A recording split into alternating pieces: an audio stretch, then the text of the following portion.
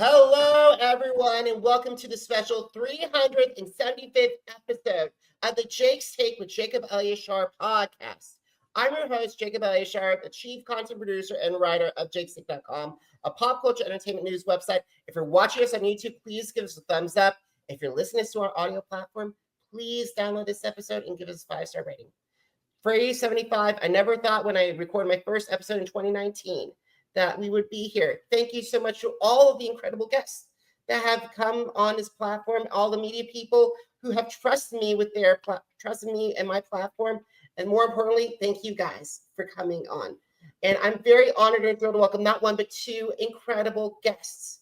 Making his third appearance on the Jake's Take with Jacob Elyachar platform is my honorary older brother podcasting figure. He's a voice actor, TV producer, and Challenge Mania podcast co-host, Scott Yager, but making his first debut. I'm so honored and thrilled that he's here. He's a TV personality, host, producer, executive producer, two-time champ of the challenge, and the godfather of reality television. For the first time ever, please help me welcome Mr. Mark Long to the podcast.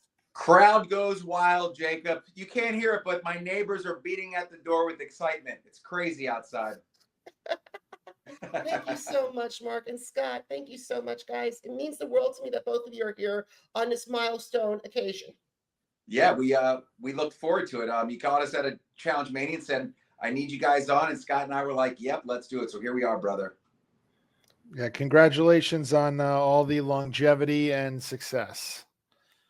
Thank you, guys. It means the world. And Scott, what made that seal the deal on that podcast? Anything for Jake's sake? That made me so happy. Well, it's true. Anything for Jake's take. So, thank you, guys. And so, Scott, the first question comes to you, my friend. It has been 4 years since you've been on this podcast. So, how have you grown as a creator and businessman since we last spoke? Well, I've grown probably about, 3 to 4 pant sizes, maybe a shirt size or two. No, I mean, I would look, I think, you've done 375 episodes. We've done, we've got X amount of numbered episodes and we have bonus podcasts. I like to think we've done at least 1,000 Challenge Mania podcasts. We've done 100 Challenge Mania events. So how have I grown? I don't know that I've grown. I think we, can just keep marching forward and continue to evolve the way that the shows evolve, the way that the fan bases evolve, and just try to come up with new and different ways to keep you guys happy and to keep, not just obviously fans of the show, but people like yourself who cover the show and talk to podcasters and reality stars such as us. So, man, how have I grown? I mean, that'd be a better question for you than for me as far as how I've grown. How do you think I've grown, Jake? I think you have become a premier event planner extraordinaire. Your Challenge Manias have been impeccable. I've been to 5 events, starting with the War of the Worlds tape party with Cara and Paulie and Natalie Negrati. I have been to Wes's Challenge Mania in Kansas City in 2022. I've been to Challenge Mania Laugh in 2023 in Kansas City with Wes and Tech. I was in Challenge Mania St. Louis 2023 with Derrick, Mark, Raven, Brad, and Nerese, and of course our mutual friend Dan Walsh. And finally, feels like last month where it was Challenge Mania St. Louis with the all champs. What a memory. Yeah. Yeah. Wow. And what's funny, so I didn't even know that would cue it up so well, but it sounds like your history with our shows and events is kind of a snapshot of, like I said, how we try to evolve. You had a comedy show that you mentioned in there. That's something we've kind of dabbled with along the way, and have obviously people like Tech, who has been doing stand-up professionally for 20 years now, if not more. And then people at other comedy shows, we've had Susie Meister, Paulie Calafiore, those who kind of more dabble in the stand-up realm. Wes made his stand-up debut that day. You mentioned the Wes Challenge Mania, if you will. That's the one we held at Wes's sort of the space that he has an office at, that he does the blocks out of over in Kansas city. Wes kind of used it as a way to get us all to come into town so he could celebrate his own win and championship on All-Stars 3. And then you mentioned those 2 live shows we did in St. Louis. So, yeah, I mean, look, you mentioned I've grown as a live event kind of promoter, however you want to put it. That is one way truly that I do think Challenge Mania has evolved over the years. When we started, we were, I think, a podcast first, live events second. Now I almost think it's maybe the other way around. I kind of sometimes wonder if half the reason we do still so much audio is almost to kind of promote people to go to the live shows and events. So as the podcasting world gets a lot more crowded and as more cast members and other folks start other podcasts, and as frankly, we've, talked to almost every cast member at least 5 times under the sun now, one thing we haven't done is come to every city a billion times yet. And so that is one way I think, yes, myself and Challenge Mania has grown over the years. It's to more of an in-person business and that, rather than just being online podcasts and all that stuff. Hey, Jacob, can I jump in? Sure, Mark. So I'm a huge fan of Scott. He knows this, and I tell everyone he keeps the train on the track, so to speak. I kind of privy him to kind of like the Dana White of the UFC, where Dana White schedules different fights in the beginning that he thought would work. Well, Scott does the same thing with cast members. Who will work, who will be like a dichotomy of what he's trying to promote. And he usually nails it, 100 times out of 100. And he always takes such good care of the guests as well as the cast members that I feel like that's why he can get these bigger names to come to all these shows, because they know, A, they're going to get taken care of well. B, Scott gives a shit about how people feel, especially if they're sitting in the front row or all the way in the back. And, Scott was saying about evolving, Scott and I have worked together a lot, and I think we have a few surprises and rabbits in the hat coming up next year that we're going to take a different lens to certain things and try something a little different. And I think you guys are going to be very, very excited. So we're not going to release that or talk about that yet, but just know we are evolving and pushing the pile down the road a little bit. Hell of a tease there, Mark. Hell of a tease. That's something. Yeah. And that's something we haven't even said on our show. So, the Jake's Take audience here getting a bit of an exclusive, little bit of a vague exclusive, but still, right. He's right. Yeah. And it's funny. So I'm wearing the hat. One of the things we're here to talk about is the Road Rules 30th anniversary. Obviously, Mark is big a part of that as anything, the show's anniversary, but also the show we're doing on July 27th. And that's just another way. Like, for instance, we've been to LA before. This show's going to be in the LA area, Brea Improv. We've done the Hollywood Improv. We've done the Brea Improv. We've been to LA 3 or 4 times. But there's only one 30th anniversary of Road Rules, right? And look, in an alternate universe, MTV, Buna Murray, they would maybe do a whole big shebang on MTV, and there'd be a red carpet, and who knows. But we got the feeling that maybe wasn't going to be the case. And the last thing we wanted to do was let this go by and there not be a worthy celebration. So, we had a slot in the middle of the summer. July 19th, 1995 is when that show premiered. We went and booked the Brea Improv for the following weekend, July 27th. And we're trying to make it the largest collection of former road rulers ever on stage at one time, which I believe will be the case because they did do some real world reunions back in the day, but I don't think, Mark, you can tell me if they ever formally did a road rule one. And we have a ton of cast members confirmed, Mark, Tina, Veronica, I'm sure we'll talk about it. And then in addition to that, we've got a bunch of surprise cast members that are just going to come down that we're not even telling anybody about because so many people who were a part of Road Rules along the way that maybe didn't go and do 5 challenges or didn't go host a show on Fox or show up on VIP with Pamela Anderson.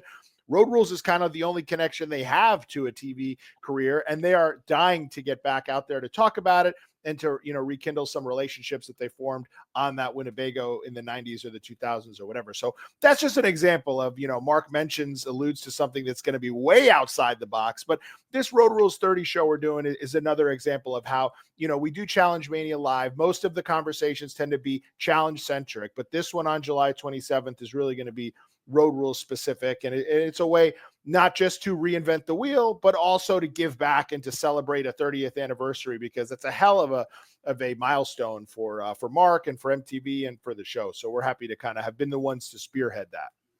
Jacob, and I'll give you a little fun pop culture fact. The day that Road Rules premiered, which was July 19th, 1995, was the same day of the premiere of the movie Clueless back in the day. Ooh. So I actually watched my show and then got to go to Malibu to the Clueless premiere in Malibu on the beach. It was the first time I felt like I was like in with the cool crowd. Alicia Silverstone was there. Chris Hardwick and Jenny McCarthy were covering it on the beach. My good buddy now, Lisa Donovan, was there. All the cast was there, but it was kind of a great pop culture, bomb that went off back then in the 90s. And I love it. And I think, like Scott said, we asked Buena Murray and MTV if they're going to do anything. And we said, if not, could we do something? And they kind of softly gave us their blessing. So we didn't want it to go by without celebrating it. And like Scott said, there's going to be many, many surprises. It's going to be great. And I am so sad I'm missing this, but however, the thing is, I know that our road rulers who are out there, they're going to love this thing. And just to let you know, I've been a little bit closeted when it comes to MTV reality TV. So without Scott and Challenge Mania, I would not have known about about the stories going into the challenge history. So I got to give Scott and Derrick credit right there. But right now, could you describe Road Rules to my audience who may not have heard about the show, Mark? Oh, sure. So Road Rules was an evolution of a real world concept. The director of Road Rules back in the day, the very first one, his name was Clay Newbill. He said, I wonder what kind of dynamic would kind of come out if we put 5 or 6 strangers in a Winnebago, and there's nothing more Americana than sending them across the country and stopping in these places and doing these epic things. I wonder if that cultural phenomenon that was real world would translate on the road. And it did hugely. And the fact that, we got the real world versus Road Rules challenge out of that. There's shows like Amazing Race that takes from Road Rules. There's shows like Fear Factor that takes from Road Rules. So it was a great 1995. Everyone was in such a great place. The music was great. The stuff that we did was so organic because it wasn't, no one could compare it to anything. It was very new. So I watched the full episodes the other night or over a few days, and it's so organically fun, and I hate to say it, vanilla, because it was just clean. The stuff that we thought was like edgy wasn't really that edgy compared to now, what you see. But Scott, this is a little surprise for you, Scott. I just saw the first 3.5 minute sizzle highlight reel that we'll be able to play when we start the show in Los Angeles. So it's great. He touched on all of the cast members on that flyer, as well as then lean it into the first season. So I'm not going to show it to you until you watch it on stage. It's going to be a surprise. I love that. So anyway, did that Jake, explain it well, Jacob? Yeah, Jake, are you familiar with the real world, Jake? Of course, I am very familiar with the real world. Of course, I was around, just to give you guys my age, around the time Real World took place. I was 5. And I would not be able to watch my mom and dad, shout out Gloria and Matthew Elyachar, would never they allowed me to watch Batman 1966, but not the Real World or Road Rules. Well, I think I was 7 or 8 when it premiered. I was only 10 when Road Rules premiered in 95. So it's not like I was, an adult. I think a lot of what some of us did, maybe your mileage varied on this, was MTV was sort of this channel where it wasn't all the way up with the HBOs. It was sort of in the middle where you kind of, these are the channels you're supposed to watch, Nickelodeon, whatever. And if you go up a couple more on the dial, now there's a couple people partying on a RV. So for a lot of us, I think, whether it was 3rd grade, 4th grade, 5th grade, or maybe down the road, that's sort of when you got introduced to MTV, whether it was Real World, Road Rules, Spring Break, The Grind, whatever your music videos in general. And it is kind of a way that you dipped your toe into adolescence in your teenage years and things like that. So I'm with you. I wasn't quite 5, but I also wasn't quite 30. And I think, we hear from people all the time who weren't allowed to watch MTV. And then there's people who only discovered it later on in life and things like that. But I think a reason that so many of us connected with these shows back in the day is not only were there not a lot of TV shows on at the time, right? Like there really were only so many shows on. And, you know, whether you were watching Saved by the Bell or Full House, or you were going to the movies and seeing Clueless, I think we can all agree that there was just a lot less going on than there is today when there are 50,000 reality shows alone. And that's before you get to Stranger Things and The Bear and the million other scripted shows that are on TV.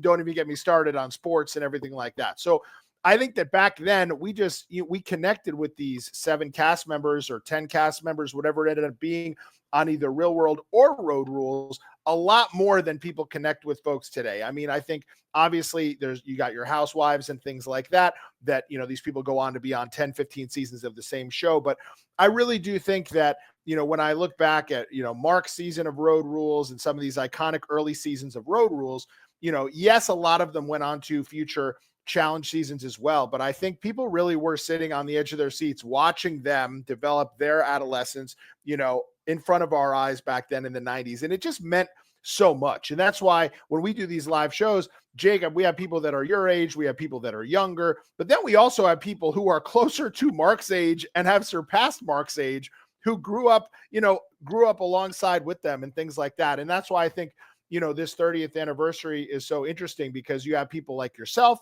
who sort of from afar know the importance of Road Rules, but didn't necessarily watch it. You have people like me who were watching it, but probably didn't even understand half of the words that were coming out of their mouth. And then you have people who were watching it, you know, from a perspective of being in their 20s or their 30s or even their 40s, and they remember it just as fondly. So we're really excited about it. This is the logo for it, by the way, RR30. It's got it's kind of a road sign, and it's got that iconic, the bull horns that were on the front of all those RVs. And the only place you can get these, by the way, is if you're in the house on July 27th. The reason I've left all the stickers on here, if you can see, is that this one's going right back in the box and hitting that merch stand, because we don't have that many of them. So I'm wearing it to plug the event today, and then someone's going to have a hat that kind of smells like Calvin Klein Escape, probably. Jacob, another thing that's cool, Jacob, leading up the few days before, Scott and I are going a few days early. I'm doing a lot of, I'd say, pretty big press. I'm doing the KTLA Evening News in Los Angeles, one of the big stations there.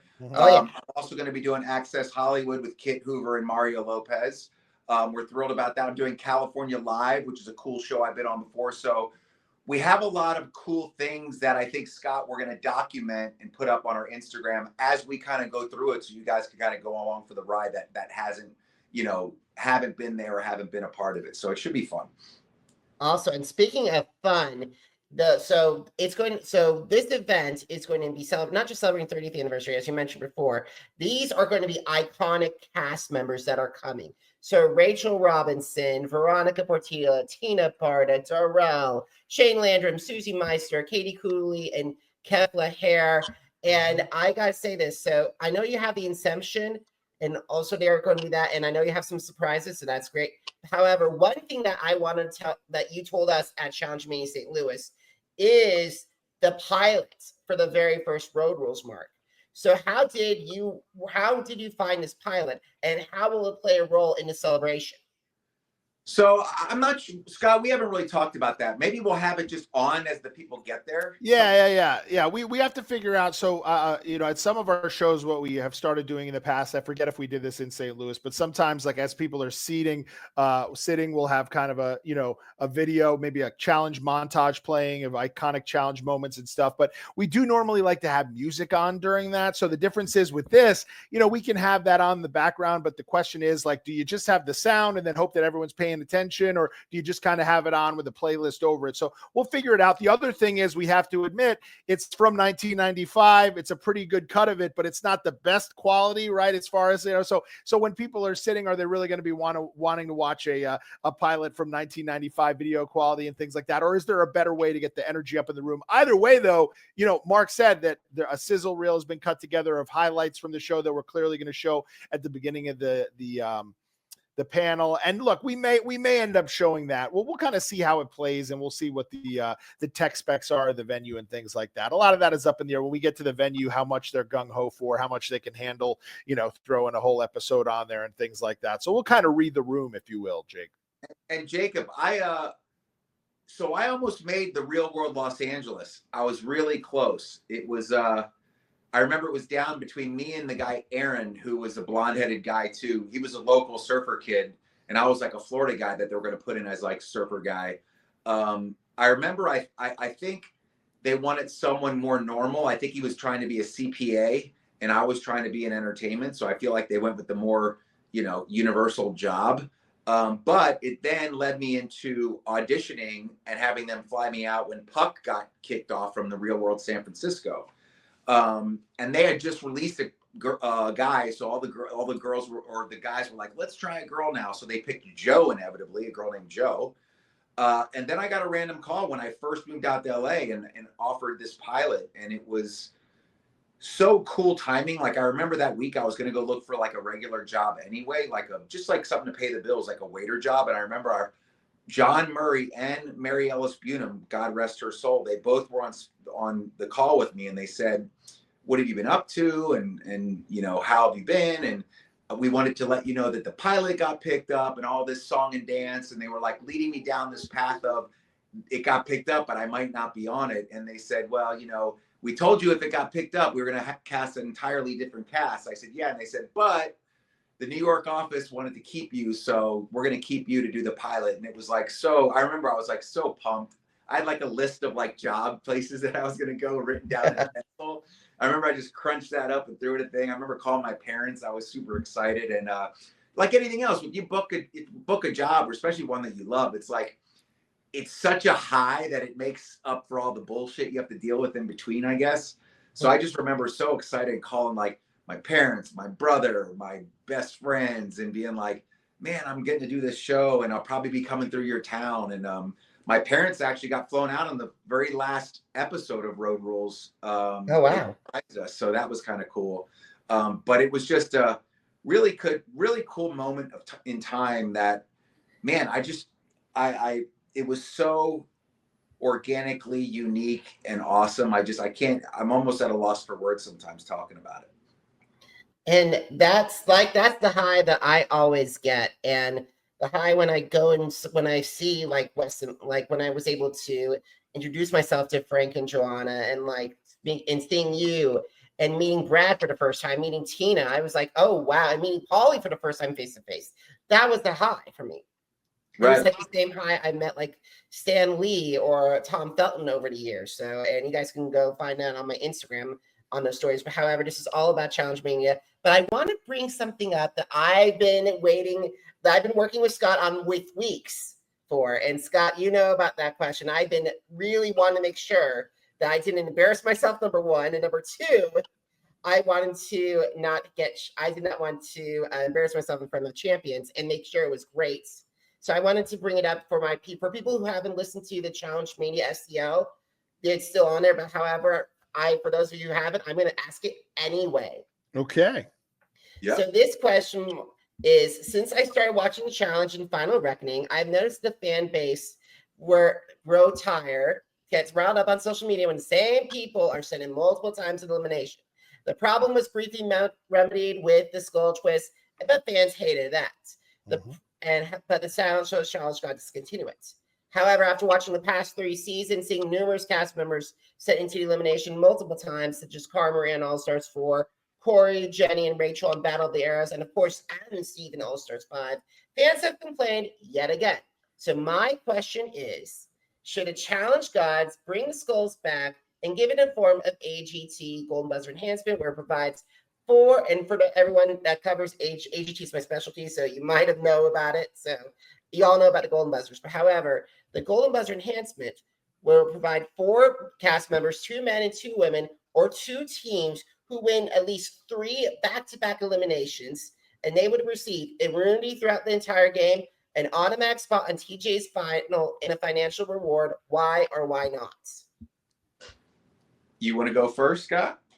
Well, so first of all, I think, look, any and all kind of wrinkles into the game, I think are always welcome. And they always do try versions of this, right? So there have been versions of this, like you mentioned, some of them.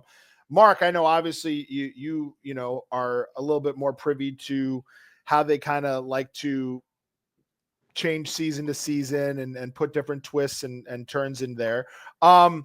But like, I feel like part of the game, like it or not, is that first thing you said, which is that it's very easy for these guys, once they want to throw people into elimination after elimination after elimination. And as far as like there being some sort of magic limit to how far that will go, I just don't know that they're ever going to fully stand in the way of what the social politics of the game end up being, even if that ends up meaning they dogpile on a given person or team from season to season. I kind of feel like that's what they want. Like, not necessarily that per se, but that's a part of the game, that sort of social equity of the game that varies from season to season, from group to group, dynamic to dynamic, that, you know, what you're describing for like The Voice, which is sort of, or whatever show it is, America's Got Talent, AGT, America's Got Talent, you know, that's a little different because you're sort of just like, it's your talent that they're just saying, okay, you win and get to bypass all these other people, but it's not like you versus the other person directly, right? You're not necessarily, there's no sort of, and maybe I'm wrong, but on that show, there isn't really like a feud-like dynamic between the competitors on the show. They're sort of competing with their own talent level simultaneously alongside other people. Whereas I feel like the drama and turmoil that you're sort of looking to get in the way of is kind of the challenge's bread and butter. Like, that's the bad blood that builds up over time and leads to a season like Rivals or X's or whatever. So, Mark, you tell me what you think if you wanted to pick holes in that. But I certainly do feel like that would be a fun twist for one season or so. No, I agree with you, Scott. And I think, you know, the overall scope of the challenge, I think that social aspect and the relationships, they want to be a huge part of it just as much as competing physically in the challenge as well. So I think they use that as a social part of the game. What I like it, like, I've always thought, like, maybe they should do a challenge, and if you win an elimination, right? If you win, you're put in a winner's bracket, and then you're immune until everyone else has gone through the elimination process. So the next challenge, you know, Cara Maria is not even able to be picked. It's now, and so you still have that aspect of people trying to eat themselves. But if you win and get safe, you're now put in a separate pack. I think that could work because you still would get that social kind of rivalry thing going. It's just, yeah, I mean, I get, as a viewer, I kind of get not bored, but it's a little stale sometimes when you see someone going over and over, because then it's predictable. But yeah, there is a huge formula that they've been doing for so long. And like Scott says, it leads to those rivals or those ride or dies or you know, whatnot. So I feel your pain, Jacob. I'm just not sure how leaning they are to go to that way. You know what I mean? I know what you mean. And guys, Wes and Darrell shut that down immediately. I was like, oh boy. I knew that. Mark, you got a savings grace. You saved me that day and I appreciate it. But like, getting turned down by a 4-time champion and a 3-time champion was not fun. Well, Wes is someone, he's had some seasons where he was the guy who was thrown in time and time again. And he's had other seasons where he's the one throwing the person in. So it's kind of like, hey, you know how the people who already paid off their student loan debt are not for it getting recouped for everyone? They're like, hey, wait, I had to do it. Why should we make it easier for your nephew or whatever? I feel like Wes went through fresh meat where he and Casey had to go in 50 times. He's not trying to change the rules for whatever big brother rookie is coming down the pike. He wants them, now that he has the seniority and he's probably not going to be the one going in over and over again, he wants the new crop to have to go through the same hazing that he did, if I had to guess. And speaking of new crop, this puts me exactly into our next question, because Challenge 41, Vets versus New Threats, will premiere in a few short weeks. So what are you two guys looking forward to the most about this season? Mark? I love actually seeing new faces because it adds, I don't know, for me, it adds a little different kind of wrinkle to the game.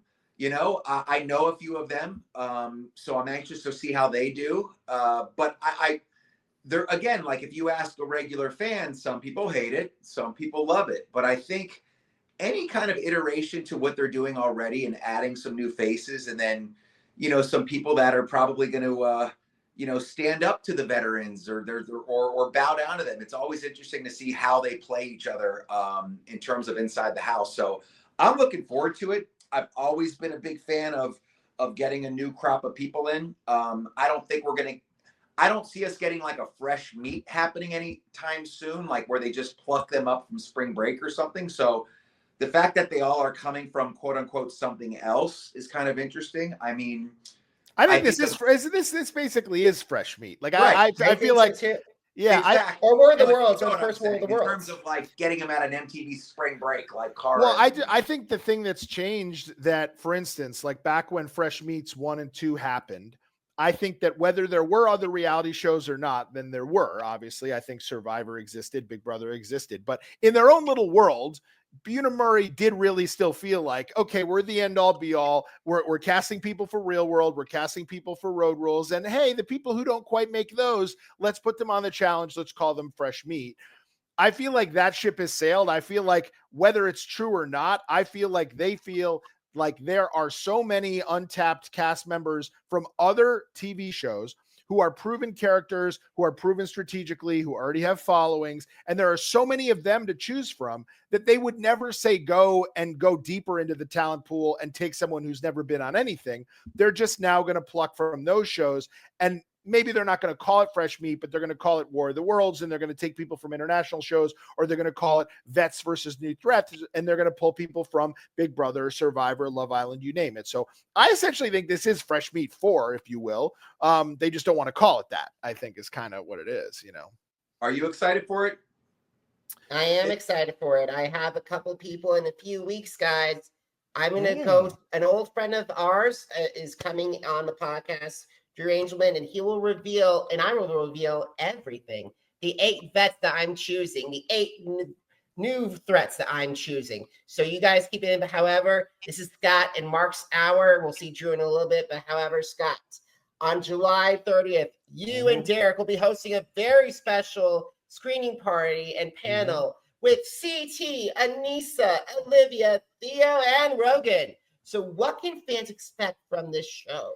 Well, I had no idea that it was going to double as a baby shower, but apparently it's going to be doing that because Theo and Olivia just announced that they are with child. So that should be fun and interesting. It'll be fun to see if anybody comes with baby gifts in tow. But yeah, no, it's something big that we're doing. We've done many a challenge premiere party. I usually do them here in New York City where I live, and I usually do them at this smaller, more intimate bar on the Upper East Side. It's a great spot called East End Bar and Grill. And we're going to probably come back there at some point, but the good fine folks at City Winery approached me and they mentioned that this gigantic gorgeous room that we use primarily for our live shows there, and we just actually used for our May 4th show, Mark was there, Tori, a few others, that it would be available on a Wednesday if we ever wanted to do something for maybe a premiere or for a viewing party, etc. So I said, why don't we give it a shot? But we have to go big, obviously. We want to go episode specific, so we reached out to as many of the people that we know are going to be not just on the season but in the premiere as possible. We lucked out that Rogan's going to be in town. When I say in town, I mean in the US. He's coming here to do some additional press and podcasts and things. Theo is still visiting Olivia. Now I think we know why, so he's going to be here. Anissa obviously lives down the road in Philly. CT, who we sort of just reconnected with after a bit of a hiatus with him. He came and did our Pittsburgh event a couple weeks ago. He's itching to get back out there, so he's going to come up and be a part of it. And those are not even the only names that are going to be there. There's more. There's a couple of rookies who I think we might keep as surprises just because, you know, it'll be fun to have them there, but we know they're not necessarily, you know, once you have CT on the lineup, who needs to find out if, you know, 3 rookies are going to be there. So we're going to let that sort of be a fun additional surprise. We have some more New York area locals, whether they be veterans that are on the show or not, are going to be there. So it's going to be a star-studded affair. It's in the big room. And what's especially different about this is that normally when we do that room, we would do like a 2-hour panel talk and then we do a meet and greet. But for this, we're going to watch the 90-minute premiere. We'll have some cast mingling, maybe during the premiere, maybe a little bit before. But then after the premiere, we're going to do probably an abbreviated version, but like a 30 to 40-minute talk about the episode itself. We'll have people there who were on the episode, who were in the premiere, who are on the season. We'll do a Q&A and things like that. And then we'll spend the rest of the night partying and doing a meet and greet and things. So go to challengemania.live, get your tickets. It's the biggest premiere event we've ever done. So not to say that we're going to not ever do it again, but it might be the first and last time we ever do something of this size because it's just a lot to coordinate, frankly, for a middle of the week. So it's really the only time we would do something this big would be a premiere since they took a few months off between All-Stars 5. And now I think people are really really chomping at the bit. They want some challenge. They say that absence makes the heart grow fonder. And, you know, sometimes, like, for instance, they went right from season 40 right into All-Stars 5. And I always say that that's a bit of a mistake, that you kind of have to let people, you know, get a couple weeks to marinate, think about the season that was, maybe watch something else for a few weeks and let them miss the challenge, right? Some people then will let a few episodes go by and then they go, I'll just skip it or I'll wait for it to hit Paramount Plus. I think there's been enough time between All-Stars 5 and this season that when they dropped that trailer and they dropped that cast a few weeks ago, like, the excitement was palpable. And I think that it was also coming on the heels, if I may say so, after Survivor 50 just revealed their star-studded cast. Traitors season 4 did something similarly. And I think the challenge fans were sitting there like John Travolta in the room, like, hey, what about us? And we could tell once that cast was announced, and once names like Johnny Bananas and CT and Derrick is coming back on the heels of an ACL injury. They're bringing back Ashley Mitchell. They're bringing back Aviv, Cara Maria. So a lot of really great familiar faces. And for a show that has half of the season being rookies, if you will, and there's some great rookie names from Big Brother and Survivor on there. Dee, who we love, who won Survivor 45, she's going to be on there. Sydney from Survivor, she's a firecracker. But the fact that there's only room for 16 veterans, they really had to knock that out of the park. And I think that in an alternate universe, like say on the Spies, Lies, and Allies and Double Agents train, they would have really loaded it up with the, no offense, but sort of the new crop, the British rookies and things like that. And I really do think that they took some feedback from season 40. They know that a lot of people loved seeing the Derricks and the Avivs back in the fold. And then in addition to some of the familiar faces like the Anises of the world, you know, they really did make it 16 veterans that you're really looking forward to see play alongside these new threats. Because if it was a bunch of new threats and then some just maybe kind of slightly older vets, then that wouldn't really feel special. But the fact that you've really got some familiar faces out there, a lot of champions. They brought back Rogan, who's only done 3 seasons, but he's got a championship win. So I think it's a really fun cast, and we're excited to watch it with people in New York. And I know you can't make it, but you'll be there in spirit. And we hope that anybody in the tri-state area comes and sees us on July 30th. I will be there. Mark, I want to say this. Thank you so much for bringing All Stars and We Want OGs back. We really appreciate it. I know I was one of the small voices, but you were the driving force, my friend. And Challenge All Stars has been a very important part. And I cannot have you here without asking All Star 6. We've seen some people, including some of our mutual friends, John Brennan and Davis Mallory, wanting to come in. We've had Coral and Sarah Rice, who both of them have disavowed the challenge, now really want to come back and play. So what does it mean to have those people say we want in for All-Star 6, if there's an All-Star 6, and where do you see the show going in the future? Well, I always, you know, I'm a lover of the challenge since day one. I want to say that I was part of the first real challenge, Real World versus Road Rules. John Brennan tries to fight me on that with his little road trip that they did, which was great, and it definitely opened the can of worms there. But, you know, I love when some of these older iconic cast members, like a Coral or like a Jamie Murray, you know, when they show real interest, because like I've said before, you know, it was a time, it was different back then when we did it. You know, the money wasn't $1 million. So I think a lot of us went because it was just such a good time and the camaraderie of all of us. You know, I remember playing just as hard for $1 million as I did back then for a Razor scooter package for the day. So it was definitely a time that I think when these OGs look back on it, they look back on it with a smile. So them showing interest is awesome. I know the fan base loves it when I post videos of them showing their interest. We can just keep our fingers crossed. I mean, the challenge gods, I think, have blessed us with 5 seasons already. I think there's probably a good chance we will, you know, see more. And that's all the people like you, Jacob, that have did the hashtag We Want OGs, that Scott was like, I remember Scott saying, what if you did hashtag We Want OGs? And I was like, you know what? That's actually short and sweet, and it had its mind of its own. In fact, when I did the We Want OGs Twitter, I remember the first tweet was like, well, here we go. Let's see how this is going to play out. And then since then, 5 seasons have gone by. Hopefully we'll see more.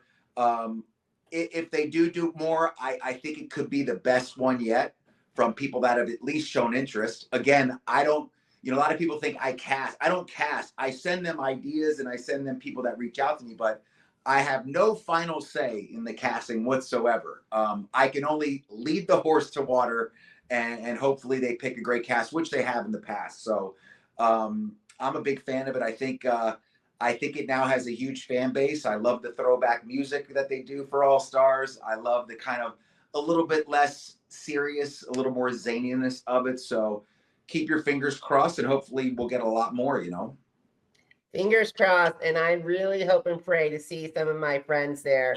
I have been begging. I've known some, and Brennan, I know, and Davis have really, really wanted to say that. And I love to see Beth, and I know Julie Sofa would be another powerhouse to add to that group. There's so many OGs that haven't played yet that it's I think inevitably it will be a great season if it goes. So we'll see. Hopefully it does. All right, I hear that, challenge gods. We want the challenge All-Star 6. Please and thank you. Yes.